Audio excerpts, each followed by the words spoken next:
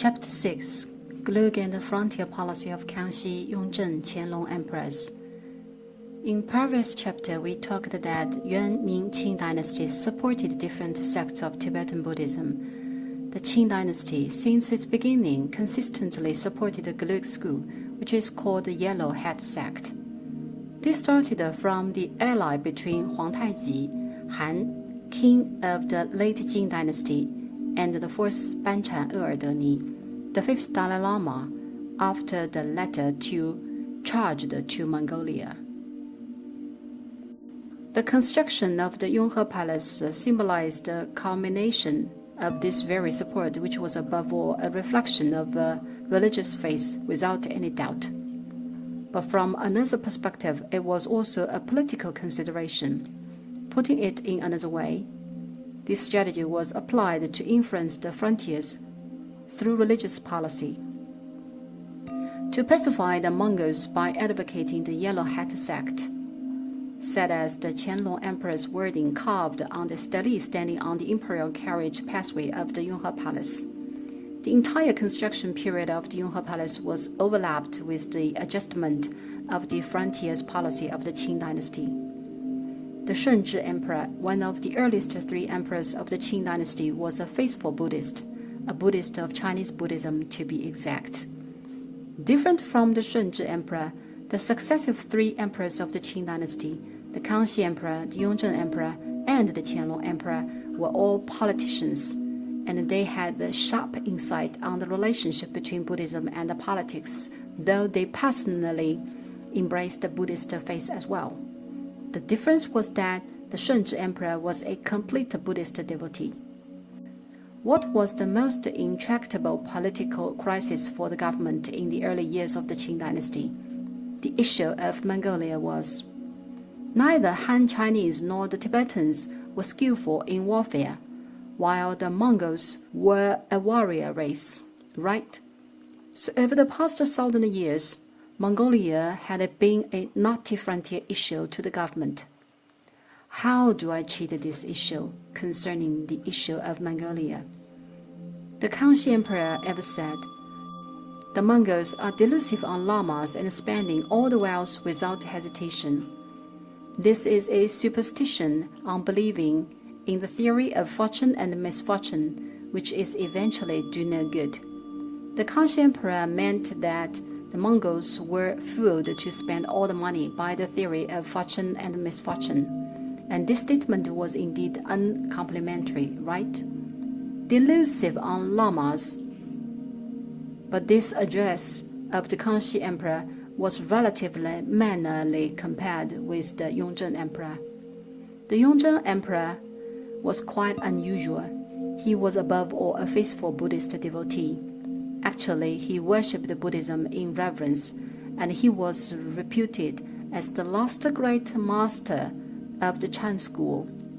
He had profound comprehensions on the Buddhist tenets. We haven't yet talked the late part of the Chan school general history of Buddhism, which actually covered one of the major religious cases of the Chan school engaged directly by the Yongzheng Emperor himself. It was exactly a debate on the Buddhist law and tenets between Chan master Mi Yun Yuanwu, 1566 to 1642 CE, and Chan master Han Yue Fa Zang, 1573 to 1635 CE. This was a sensational religious case in early Qing dynasty, from which we can tell that how knowledgeable the Yongzheng Emperor was on Buddhist tenets. But the Yongzheng Emperor had always been keeping alert on the Tibetan Buddhism, as he was a pragmatic and determined person. The Kangxi Emperor ever said, "Nothing can swing his will, even the solid steel."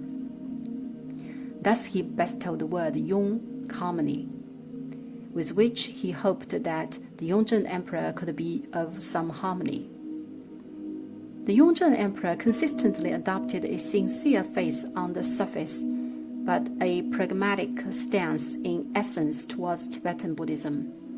It is in Chinese saying called 帝王心术, literally Emperor's mind steering strategy, which refers to a contradictory but perfectly balanced strategy plotted among different parties by the emperor to steady the country ruled. Western political philosopher Machiavelli said in his book The Prince, "A man who strives from goodness in all his acts is sure to come ruin." That is to say, whoever the highest ruler is, he can't be a true king or emperor if he behaves with goodness and mercy. This particular not being a good one was clearly demonstrated by the Yonghe emperor. In the archives of the Qing palace, there are memorials collection to the throne submitted by Yao. It was said in the imperial endorsement to Yao's secret memorial by the Yonghe emperor, "The affairs and scandals of the Yellow-Head sect have been a long story and universally known. However, the Mongols are obsessed about it. Whenever the Yellow-Head sect is mentioned, they guard it with lives desperately. This delusion is hard to understand indeed." This actually stated the same confusion as the Kangxi emperor.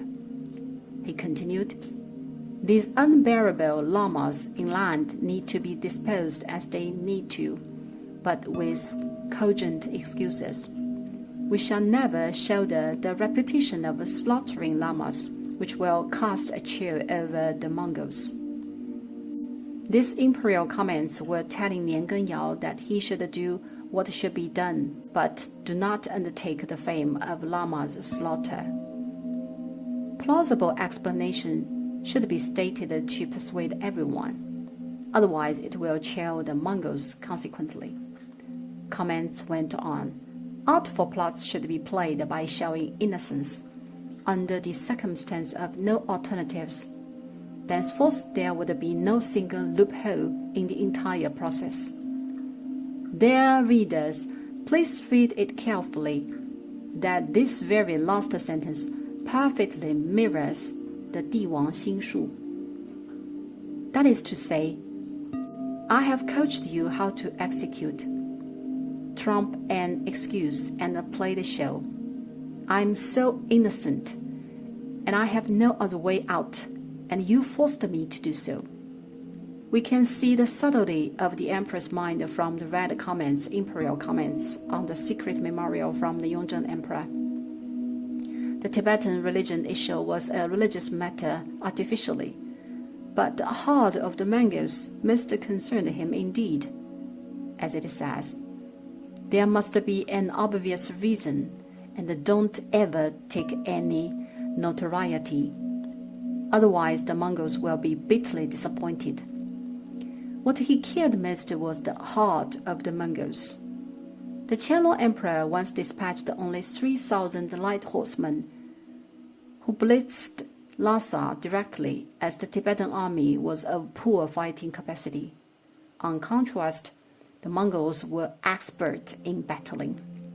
For more than 1,000 years, regions north and west to Mongolia troubled the central plains, the middle and the lower reaches of the Yellow River for so many dynasties. What mostly threatened the reign in early Qing dynasty was the Mongolia. So the Kangxi, Yonghe, and Qianlong emperors attached great importance to the relationship with all the Mongolian tribes. Therefore, the religious affairs strategy in Tibet played a crucial role, which may probably trigger a chain reaction with even a slight move. Tibet would be under control if Tibetan Buddhism was controlled. Namely, the administrative center of religion was under control, and thenceforth various tribes of Mongolia was controlled indirectly. Since the Yonghe emperor made it crystal clear, whenever the Yellow-Head sect is involved, the Mongols will guard it with lives desperately. This delusion is hard to understand indeed. The religious policy of the Yonghe emperor was handed over to the Qianlong emperor and ordered Qianlong to obey continuously, which were articulated by two verses in poems. manage the Mongols with religion while keeping their mores, regulate Mongols on decrees while retaining their customs.